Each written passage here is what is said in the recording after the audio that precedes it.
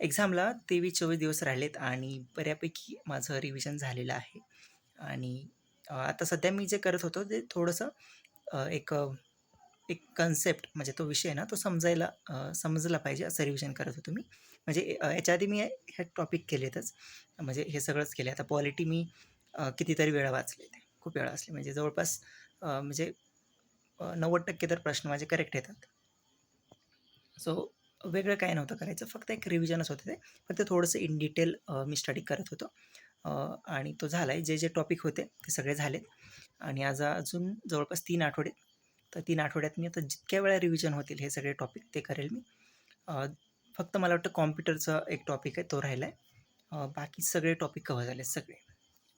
Yes सगळे झालेत. आता फक्त आणि फक्त रिव्हिजन जितक्या वेळा होईल तेवढ्या वेळा मी करेल या सगळ्या याचं. येस 100% तर होत नाही, परफेक्ट नाही होत, पण जेवढं मार्क्स येण्यासाठी जे आपलं ठरलं आहे त्यानुसार त्या गोष्टी केल्यात. सो आजपर्यंत म्हणजे आत्तापर्यंत 156 तास एवढा माझा स्टडी झाला आहे. सो जवळपास 39% आय थिंक टार्गेट माझं कंप्लीट झालं आहे.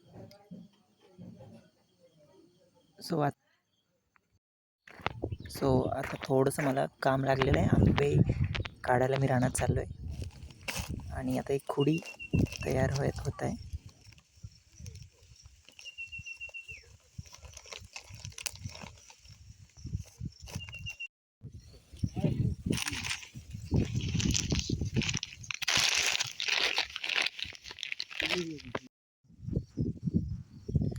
खूप जास्त काही आंबे नाही इथं. 200च्या आसपास निघतील आंबे ह्याला. सो आज जेवढं निघतील तेवढं मी काढेल. तासभर काढेल इथले. सो आधी थोडंसं खालून काढतो मी आणि आता थोड्या वेळात मी वरी पण जाणार आहे.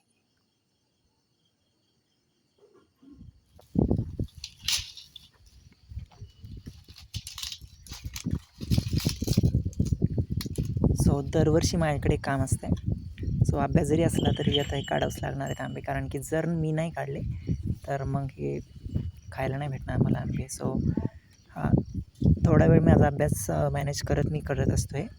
आणि जरी आंबे काढत असलो तरी माझ्या कानामध्ये हेडफोन असते ते ब्लूटूथ, तर ते मी ऐकत असतो आणि बघू शकता तुम्ही कानामध्ये आहे ते, आणि ते मी ऐकत जेवढं पण कानावर पडेल ते करत मी काढत असतो.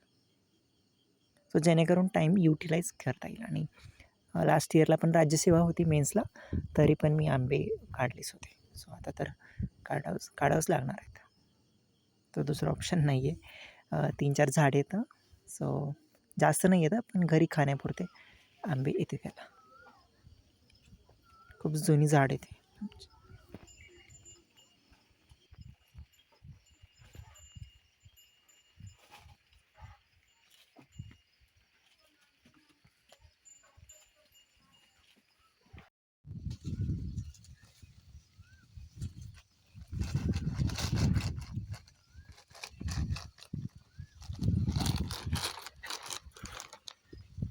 घोड्या आंबा हा आमचा अनिकेत आहे. सो आंबा उतरायला लागलो म्हटलं मी यायचं असलं तर. सो मग तो लगेच आला. सो पाड मागत होता मगापासून. सो तो म्हणत होता पाड द्या माझा कर्माचं फळ द्या. खायला आलोय, पण मी त्याला म्हटलं मी तुला आंबाच उतरायला नाही. बोलवलं होतं ना, पाड खायला नाही. सो त्याने दुसरा अर्थ काढला होता. मी त्याला आंबा काढतोय म्हटलं तर, पण त्याला भेटला पाड. सो त्याने व्यंगार्थ घेतला होता.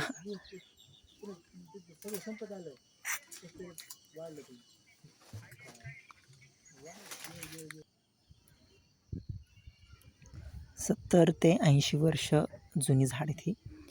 सो थोडंसं काही आंब्याला भिरूड लागला आहे कुठे कुठे, पण बाकी चांगलेत.